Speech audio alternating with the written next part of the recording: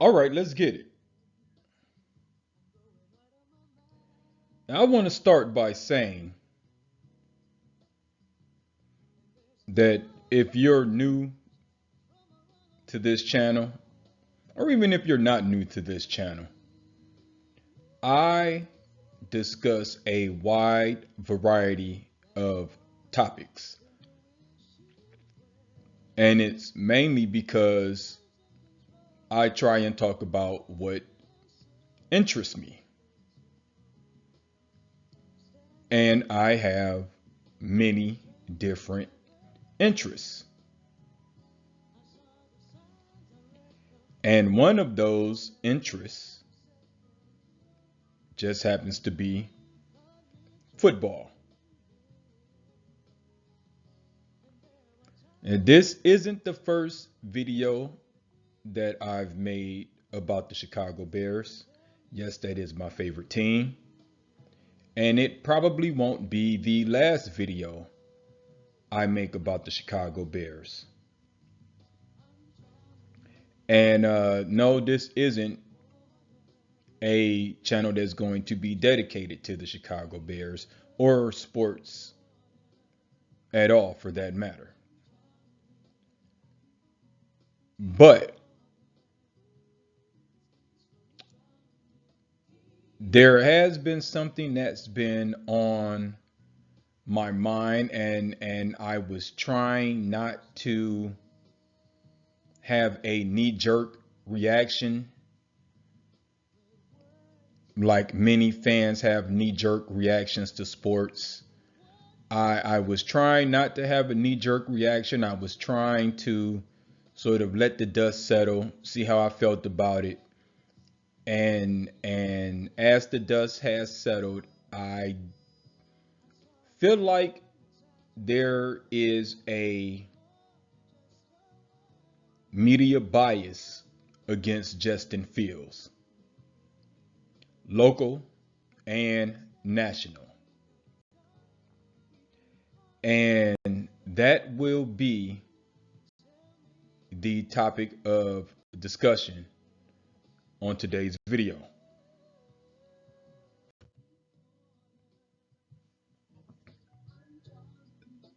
So, I guess what really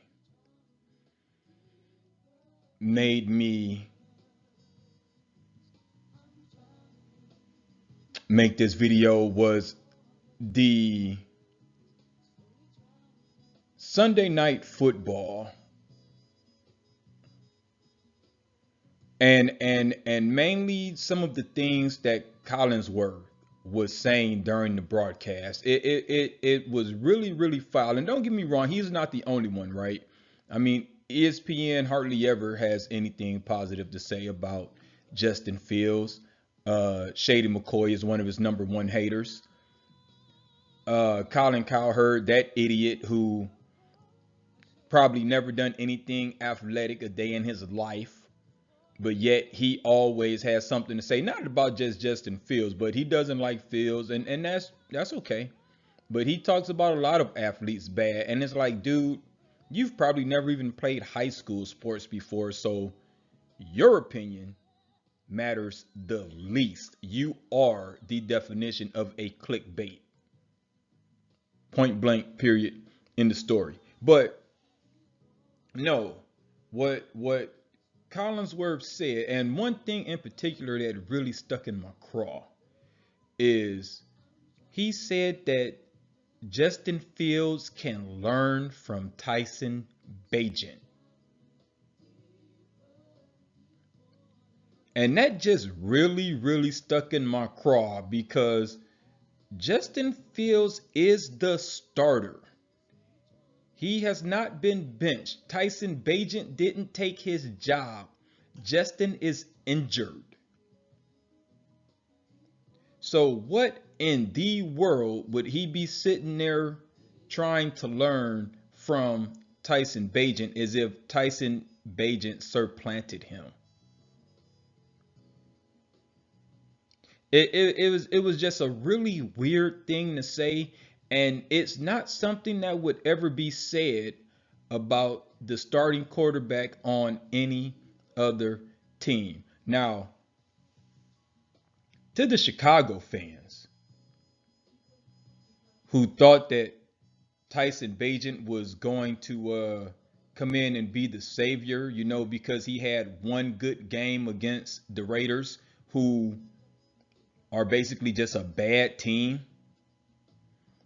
And the evidence is that Josh McDaniels was fired earlier today. You're all nuts. You're crazy, right? You prop up this guy, and I think Collinsworth may have called him a superstar or a star or something like that. He had 162 yards total passing against the Raiders. No one mentions the interceptions that he threw against Minnesota when he finished out that game. But all of a sudden, he's a star, passing for 162 yards and 1 touchdown. It baffles me how. And listen, I'm not a stat guy. Let me just say that I'm not a stat guy. I judge performance based on what I see, because there are so many other factors that determines wins and losses, and there are so many other factors that determine statistics, right? I mean, for example, completion percentage. It's one of the silliest stats ever. And it only goes against the quarterback. But what if you're throwing to guys who can't catch? See, that stat says your completion percentage is low, and it's like, no, I'm doing what I'm supposed to do. My guy just can't catch. You see what I'm saying? So this is why I'm not a stat guy, but that's what the majority of us use to judge these athletes. This is what we use to determine if someone is good or not. So I will be mentioning some stats on this video, and I'll be making a few comparisons.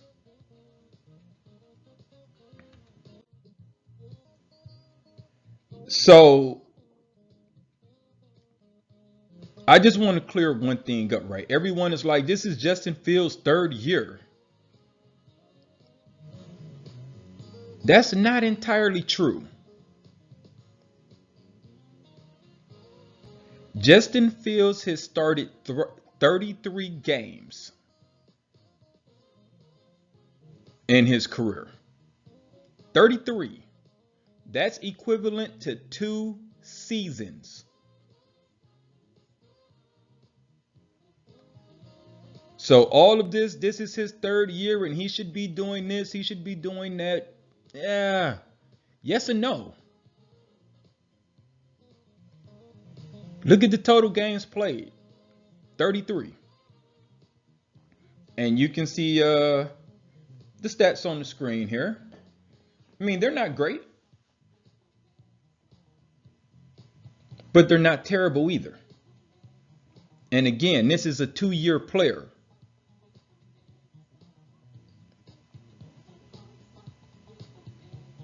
But there are some categories here that I want people to pay attention to going forward. I want you to pay attention to the G category, which is games, the GS, which is games started. That's important. Again, I just talked about completion percentage, so take it or leave it. I don't know. Like I say, that's a stat that really doesn't mean a whole lot to me. But I want you to focus on attempts and yards and touchdowns. And the awards, we can talk about that, but it really doesn't mean a whole lot, right?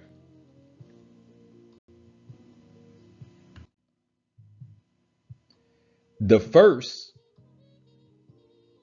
comparison I'm going to make is Donovan McNabb. And there's a reason why I added Donovan McNabb, because my buddy and I were having a discussion the other day about Fields. We're on different sides of the fence. He doesn't think that Fields is the guy. I think Fields is the guy. So I brought up Donovan McNabb and his first couple of years in the league and how, he was more of a running quarterback. And he challenged me and said that Donovan McNabb was not a running quarterback. He came in the league and pretty much shined right off the bat.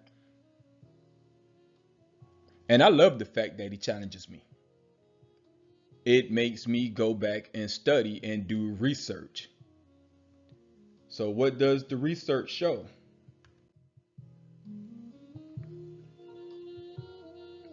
Donovan McNabb, not that bad his first couple of years, right? First year, yeah, he only started 6 games though. So yeah, you can say, yeah, those numbers are pedestrian. But the next 2 years, he started all 16 games. Eagles went 11-5 both years.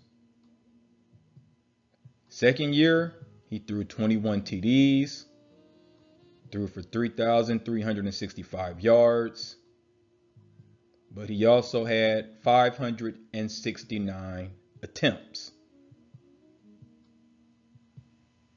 Third year, 25 touchdowns, 3,233 yards, 493 attempts. Not bad, right? Here's a very interesting stat about Donovan McNabb. In the first 5 years of his career, 4 or 5, he threw for 300 yards 5 times. Only 5 times. Let that sink in.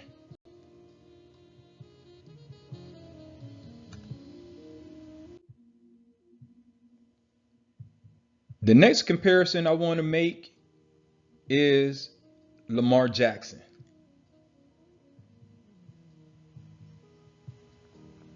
And this is probably the best Fields comparison to me.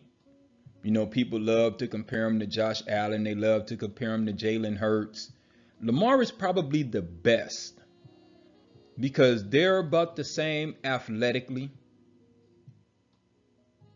I think Fields is probably a better thrower.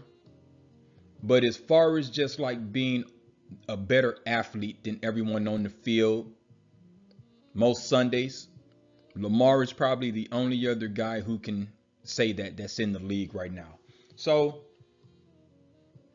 let's look at some of Lamar's stats. And again, I'm trying to keep this relative to 33 games played for Justin Fields. Okay? So that's why I'm cutting a lot of information off here, right? I'm trying to focus on the first 33 games. So let's look at Lamar's first year. 26 touchdowns, 2,757 yards, 376 attempts. That's in 15 starts. Oh no, I'm sorry. No, that's right. That's right. No, no, that was recent. That wasn't his first year. I'm sorry. I'm looking at that backwards. My apologies. In 2018, Lamar started 16 games. No, started 7 games. Had 170 attempts, 1,200 yards, 6 touchdowns. Not bad. Lamar's second year, this is MVP year. 36 touchdowns, 3,127 yards, and we know he broke the rushing record. It was like 1,400, something like that. 401 passing attempts. They went 13-2. Not bad.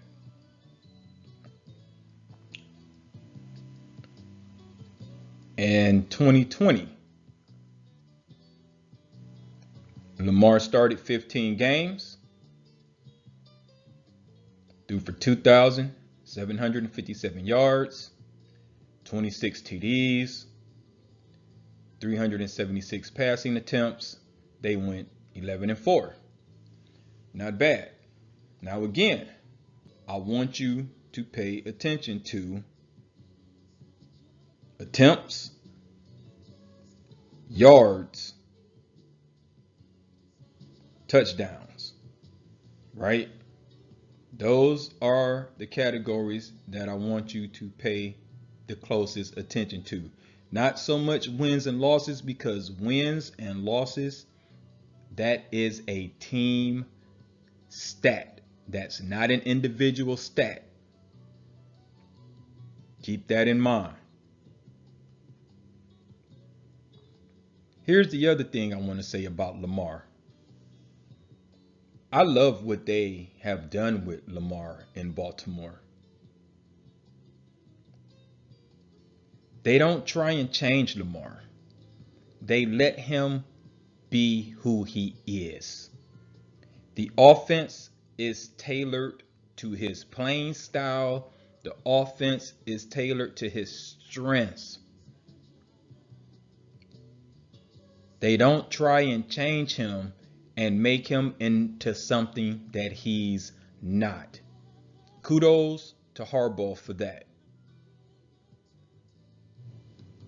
I'll come back to that later.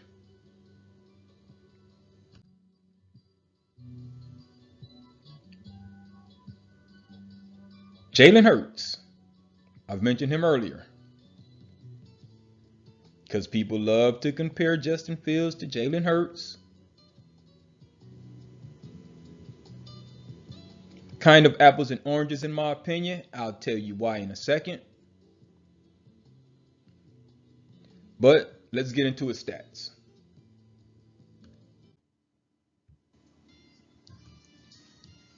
Let's take a look at Jalen's stats. His first year, he started 4 games.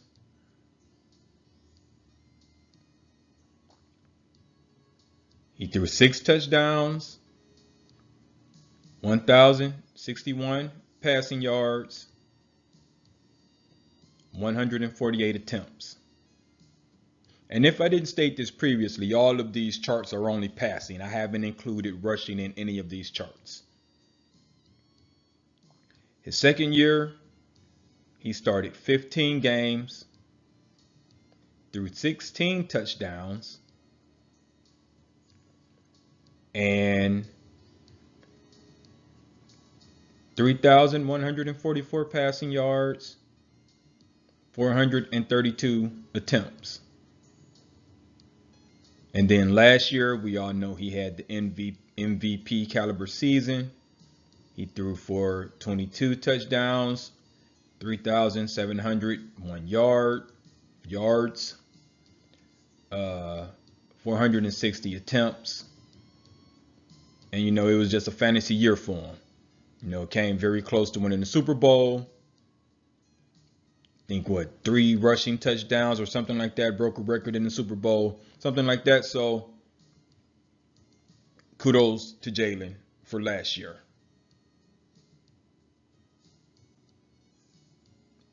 The thing that I want to highlight about Jalen, Lamar, McNabb, and these next couple of guys that I'm going to mention, and this is why I say you can't look at the winning and losing totals, because football is the ultimate team sport, right?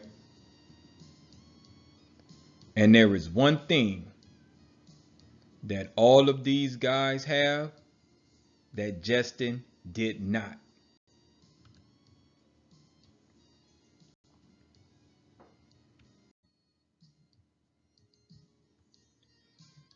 And that thing is defense. When McNabb was with the Eagles, they always had a stout defense. Baltimore has a stingy defense. The Eagles currently, they have a good defense. Justin has not had that. So in order for the Bears to be successful, Justin has to put 30 points on the scoreboard every week. There's only a few quarterbacks in this league, in my opinion, who can win despite their defense being mediocre. That's Patrick Mahomes, Joe Burrow. You can throw Dak Prescott into that conversation. You know, those guys will light up the scoreboard. Tua, I can't pronounce his last name. Those guys will light up the scoreboard. You can count on them week in and week out to put some points up on that scoreboard. Everyone else in this league kind of relies on their defense.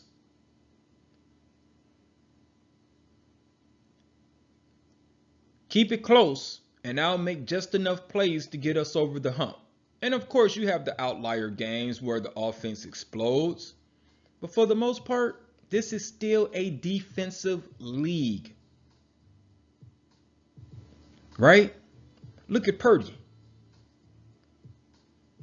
The last few weeks, Purdy has looked quite average, maybe even below average. But San Francisco has a great defense. The Jets are winning games, not because of Zach Wilson.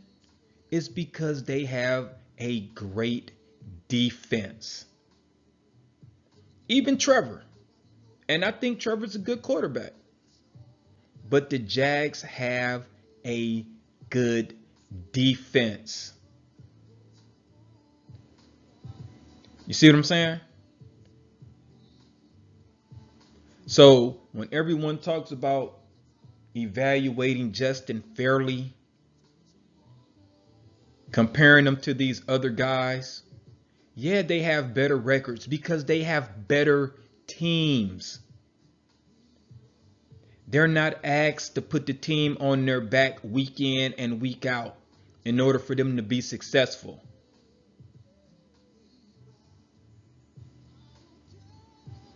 He has to carry that load. He has to carry that burden.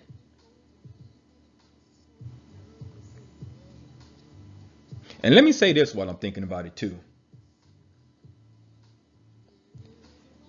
There's a reason why certain teams are stuck in mediocrity. You know what that reason is? Quarterback carousels. You cannot have a successful organization. You can't build up any continuity, any consistency if you're constantly changing quarterbacks. Chicago, Cleveland, Tampa before Tom Brady got there, the Washington Commanders. There's probably a few others that I'm not naming right now. But teams that have consistent quarterbacks, quarterbacks that have tenure, they tend to be successful. Why? Because they let them develop. 33 games played is not a fair assessment. That is not enough time to determine whether this guy is going to be your franchise or not. Who else gets evaluated that quickly? Who else gets called a bust that fast? This is why I say that there is unfair assessment of Justin Fields. This is why I say that there is media bias, local and national, and some of you fans. Everyone wants instant gratification. Let this kid develop, and he is still a kid. Let him develop. Do I think he's perfect? No, he has faults. Of course he does. Does he hold the ball too long? Absolutely. On some plays, I'm screaming at the TV, Justin, throw the ball. But to say that he hasn't shown growth, he threw 8 touchdowns in 2 weeks. That's not growth?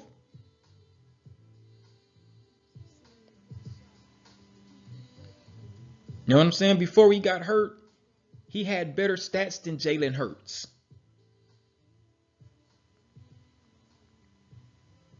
How is that not growth? See, people just want to focus on the negative.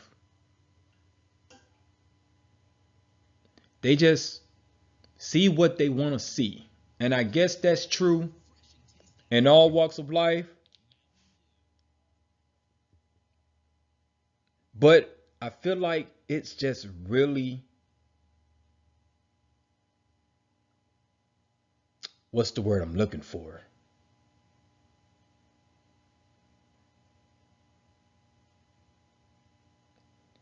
They really try and highlight it with this kid, right?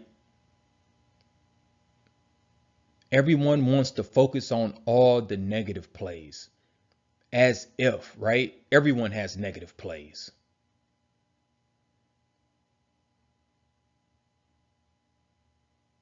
There are people who want to say it's not coaching, it's him. For those of you who think that coaching doesn't matter, remember when Kurt Warner went to the Giants and he looked horrible and everyone dogged him out? Say he was done. He was washed. Went to Arizona and what? Led them to a Super Bowl. Because coaching matters. And he did an interview recently when he was talking about how when he first got to Arizona, it was rocky because the coach wanted him to play like someone else.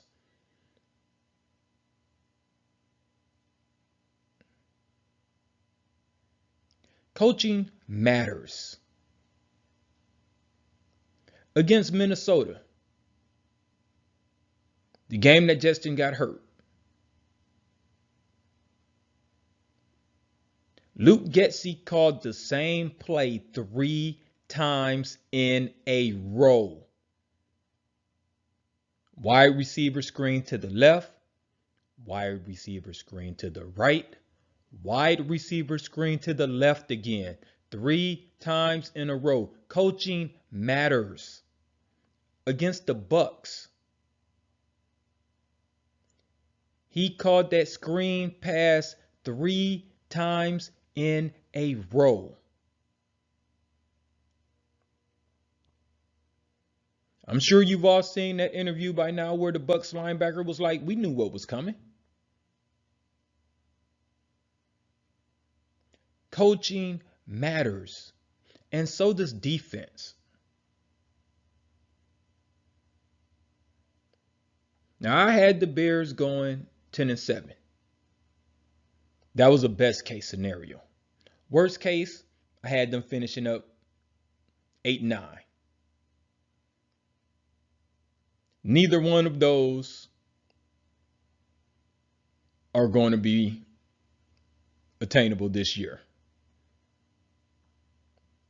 I should say my worst case is probably 7-10. But I'll just call it out. How did I get to 10? Because somebody's probably saying you're crazy to begin with. But I had the Bears splitting with the division, going 3-3 in the division.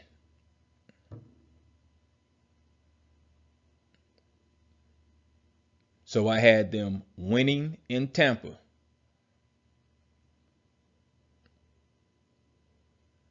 That game was winnable. Defense could not tackle Baker Mayfield. Right? Green Bay at home. Heartbreaking loss. Defense looked horrible. It was a 10-7 game at halftime. Defense came out and just ran all over. Made Jordan Love look like Dan Marino. That's not Justin's fault. Week 3 against Kansas City, no one expected the Bears to win that game. Doesn't matter that they got blown out. No one expected them to win. Had they kept it close, people would have been like, hey, what's wrong with Kansas City?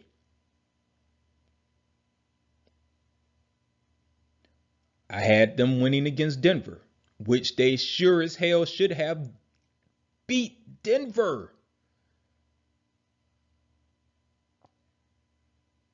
Defense blew a 21-point lead. How is that Justin's fault? Oh, he threw the interception at the end. Yeah, he should have never been in that position.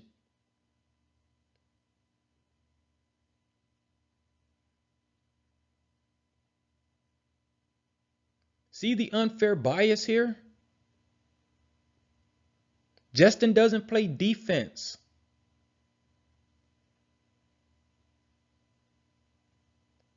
Everyone knows that Flores loves to blitz.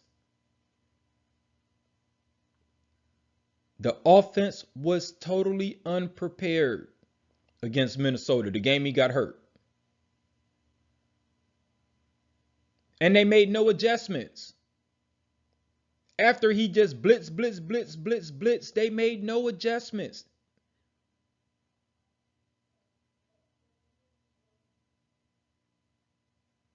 Bring extra blockers. Bring the tight ends. No. Just keep with your same game plan. Coaching matters. And that game was still close, by the way.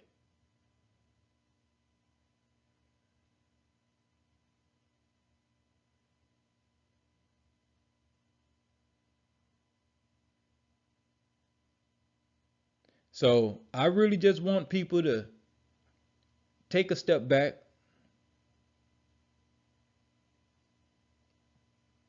and give this kid a fair shot at succeeding, right? Because, see, you got all of those clowns who were talking about draft Bryce Young, trade Justin and draft Bryce Young. If Bryce Young was on this team, the record wouldn't be any different. And Bryce Young would probably be in a hospital right now. I mean, let's just keep it a buck.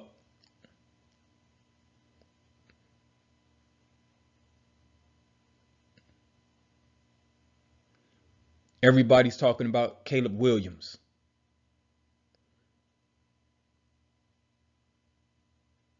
So you're going to have to give Caleb Williams a couple years to develop. I mean, you don't expect him to come in next year and light things up. So he's going to need a couple years to develop. Now DJ Moore is probably at the end of his contract. He's gone. Your defense is a whole lot older. So a lot of them are probably leaving now. You see how ridiculous it all sounds when you look at it in the big picture? Why you don't keep getting rid of quarterbacks? Because by the time that quarterback's ready, you're rebuilding all over again anyway.